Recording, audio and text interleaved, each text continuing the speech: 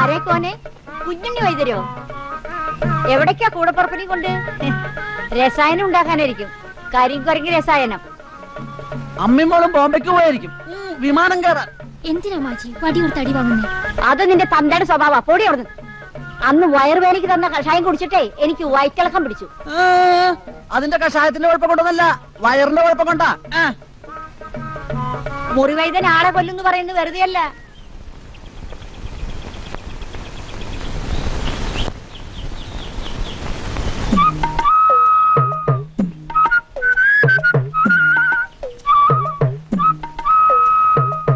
ഒറ്റെണ്ണം നല്ലതില്ല. ദരിദ്രവാസികൾ ഏതെങ്കിലും ഒന്ന് എടുത്താ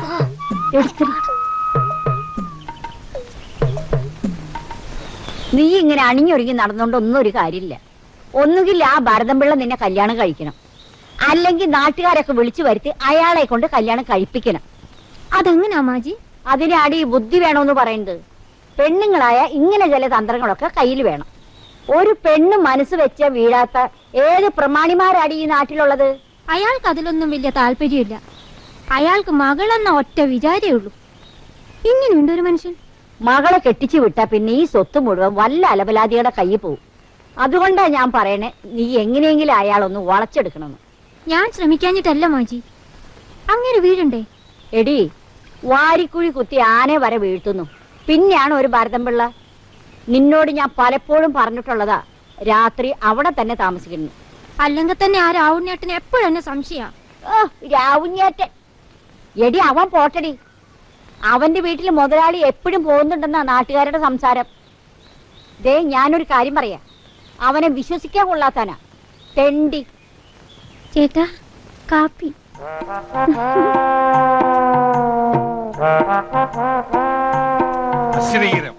രാവിലെ കെട്ടിയെടുക്കും. എന്താടി നാട്ടിൽ തുണിക്ക് ഇത്ര പഞ്ഞോ? ഈ വേഷത്തിൽ എന്നെ കാണാനാ ഭംഗിയെന്ന് മാജി പറഞ്ഞു. മാജി മേലി വേഷത്തിലൂടെ കണ്ടേക്കരുത്. അതെല്ലാം ബോംബെയില്. ഞാനൊരു പഴയ തറവാട്ടുകാരാണ്. കുടുംബത്തിൽ പിറന്നവർ കയറി വരുന്ന വീടായത്. ഇവിടെ നിൽക്കുമ്പോ അതിന് പറ്റിയ വേഷമൊക്കെ ധരിച്ചാ മതി. മനസ്സിലായോ? കുഞ്ഞിന് ഇതുവരെ കാണാത്തോണ്ട് അച്ഛൻ ആകെ വിഷമിച്ചിരിക്കുന്നു. അതിനല്ലേ ഞാൻ പോയി കൊണ്ടുവന്നത്. എന്താ മോളെ ഇന്നലെ വരാതിരുന്നത്? നീ ടെലിഫോൺ ചെയ്യുന്നവരെ എനിക്ക് മനസ്സിന് യാതൊരു സമാധാനമില്ലായിരുന്നു. ഞങ്ങളുടെ വണ്ടി വരുന്ന വഴിക്ക് കേടുവന്നു. അതുപോലെ എനിക്കറിയാമോ ഞാൻ എന്തുമാത്രം വിഷമിച്ചെന്നറിയോ? അച്ഛൻ ഞാനിപ്പോ കുളിച്ച് റെഡിയായിട്ട് വരാം. കാര്യം എന്തൊക്കെ പറഞ്ഞാലും ഇവരുടെ ഒച്ചയും ബഹളും ഇല്ലെങ്കിൽ ഈ വീട് ഉറങ്ങിയത് പോലെ. അല്ലെങ്കിൽ വളർന്നിരിക്കുക. നീ എന്താ ഒന്നും പറയാത്തത്? ഞാൻ പറയാനുള്ളത് മുഖത്ത് നോക്കി പറയും. എന്നോട് സംസാരിച്ചാൽ എനിക്ക് ഭ്രാന്ത് പിടിക്കും. ഓ, ഇപ്പൊ തനിക്ക് ഭ്രാന്ത് ഇല്ലാത്തതുപോലെ.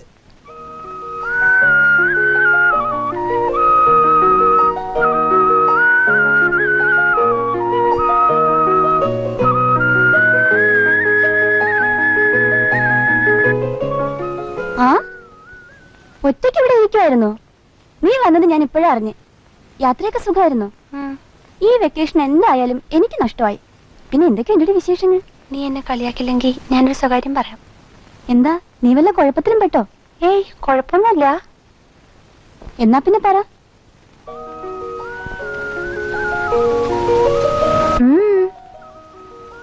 ഞാൻ എന്റെ തമ്പുരാനെ കണ്ടു.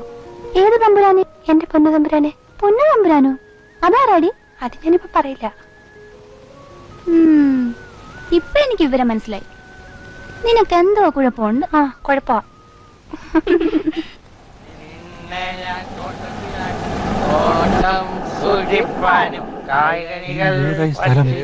പഴയ കള്ളുഷാപ്പല്ലേ?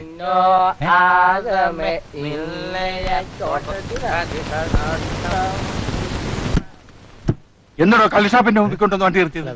ആരെങ്കിലും കണ്ട എന്നെ പറ്റി എന്താ ധരിക്കുക? അയ്യോ, ഇത് കള്ളു ഷാപ്പല്ല. പോണതോ? പോണത് രണ്ട് ഷാപ്പാ. ഇത് ട്യൂട്ടോറിയൽ കോളേജാ. കഴിഞ്ഞ ജന്മത്തില്, അല്ല കഴിഞ്ഞ ലേലത്തില് ഷാപ്പ് കിട്ടാതെ വന്നപ്പോ സ്ഥലം വെറുതെണ്ടോന്ന് കരുതി കോളേജ് തുടങ്ങിയതേ ഉള്ളൂ. സത്യം പറയാല മുതലാളി, ഷാപ്പ് ലേലത്തിൽ കിട്ടാത്തതിന്റെ ഖേദം ഇപ്പൊ തീരെയില്ലെന്ന് നമ്മുടെ കോൺട്രാക്ടർ കോരച്ചൻ പറയുന്നത്. ARROW ആരോ അമ്പ്. ASS കഴുത. ഇതെന്ത് കഴുതേ? BEAR dear. മുതലാളി ഇരിക്കി. അറിയില്ലേ ഭരതമ്പിള്ള മുതലാളി, നമ്മുടെ ഹൈസ്കൂളിന്റെ മാനേജർ. അറിയാണ്ടിരിക്കാൻ പറ്റുമോ? നിങ്ങളുടെ സ്കൂൾ കണ്ടിട്ടല്ലേ ഞാൻ എന്റെ കള്ളിഷാപ്പ് കൂട്ടി ഈ സ്ഥാപനം തുടങ്ങിയത്. സത്യം പറയാലോ, നിങ്ങളുടെ സ്കൂളിലെ പണക്കാരുടെ കുട്ടികളൊക്കെ ഇവിടെ ട്യൂഷൻ വരുന്നുണ്ട്. അത് പോട്ടെ, ആരാ ചേരുന്നത്? രണ്ടുപേരും ഉണ്ടോ?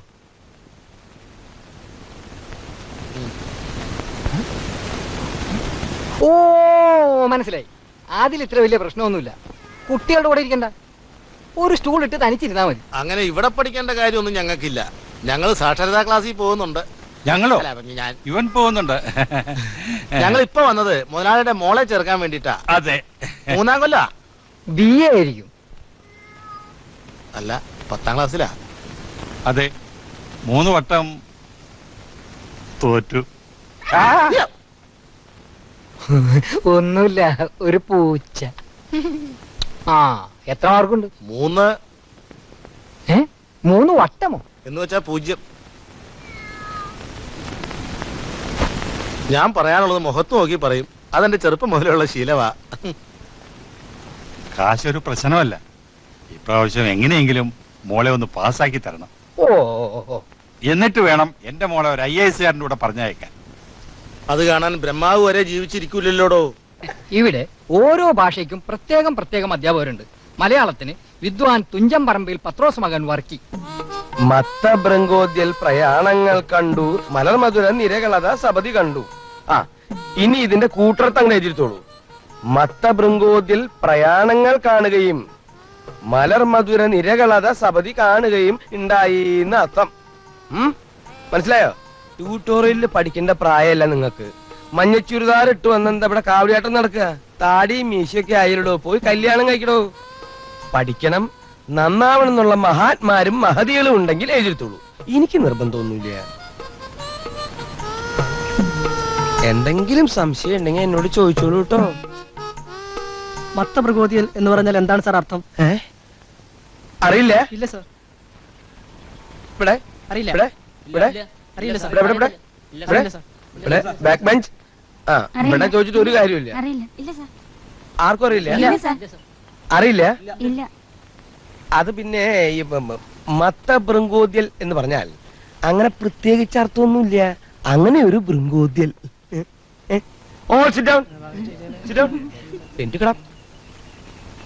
കുറച്ച് നാളായി നിന്നെ ഞാൻ ശ്രദ്ധിക്കണേ. നിന്റെ വലിയ ചെത്ത് സ്റ്റൈലൊന്നും ഇവിടെ വേണ്ട. അഥവാ നിനക്ക് ചെത്തണം എന്നുണ്ടെങ്കിൽ ആ തെങ്ങ് പോയി ചെത്തിക്കോ. വേതാളം. ആരും ചിരിക്കണ്ട, എല്ലാവരോടും കൂടിയാ പറഞ്ഞത്. മോള് കണക്കിൽ അല്പം മോശ. സത്യം പറയാലോ, കണക്കിന്റെ കാര്യത്തില് മുതലാളിയും കണക്കാ. അക്കാര്യത്തിൽ ഒട്ടും പേടിക്കണ്ട. ഇവിടെ കണക്കെടുക്കുന്നത് ഒരു കമ്പ്യൂട്ടറാണ്.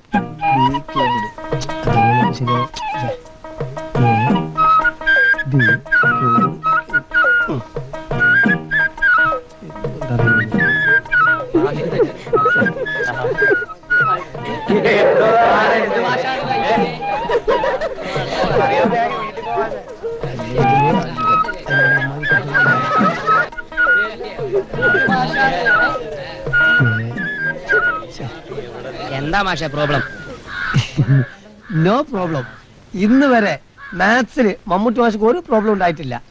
പക്ഷേ ഒരു ഡൗട്ട്സ്. പിന്നെ മറ്റൊരു കാര്യം, എന്താ പറയൂ? ഈ പെൺകുട്ടികളാവുമ്പോ അച്ചടക്കത്തിന്റെ കാര്യം. അച്ചടക്കത്തിന്റെ കാര്യത്തിൽ ഞങ്ങൾക്ക് വളരെ നിർബന്ധമുണ്ട്.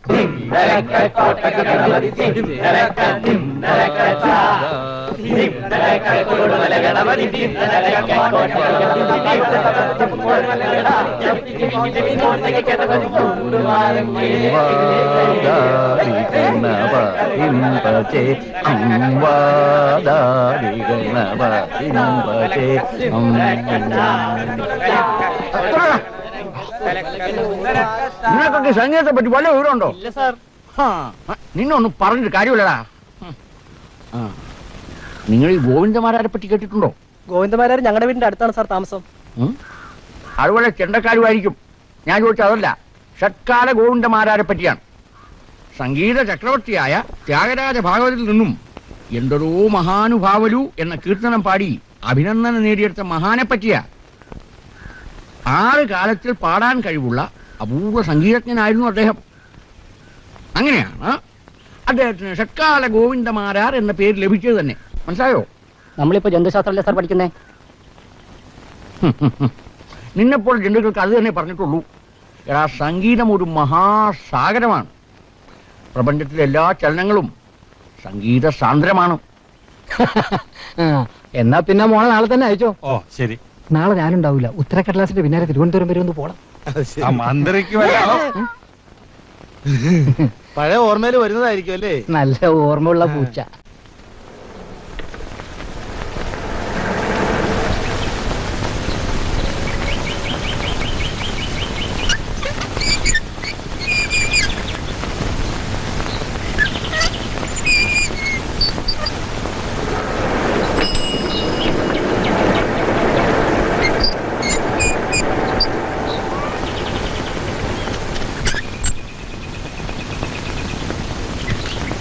എന്താടിയാ കൊണ്ടുപോകുന്നത്? അത് മോളുടെ പുസ്തകങ്ങളാ. പഴയ വിലക്ക് തൂക്കി വിറ്റു. വിറ്റോ? ആര് പറഞ്ഞു പുസ്തകങ്ങളൊക്കെ വെക്കാൻ? അയ്യോ, ഞാനൊന്നും പറഞ്ഞിട്ടില്ല. കുഞ്ഞിന് പഠിക്കുന്നില്ലത്രേ. അത് അവളാണോ തീരുമാനിക്കാൻ? ഗുരുവായൂരപ്പ, അല്ലെങ്കിലും തന്റെ മോളെ പഠിപ്പിച്ചിട്ട് വലിയ കാര്യമൊന്നുമില്ലടോ. വേഗം കെട്ടിച്ചയക്കാൻ നോക്ക്. എന്നിട്ട് അവളെവിടെ? പറമ്പിലുണ്ട്. അല്ല പോയി വിളിക്കടോ.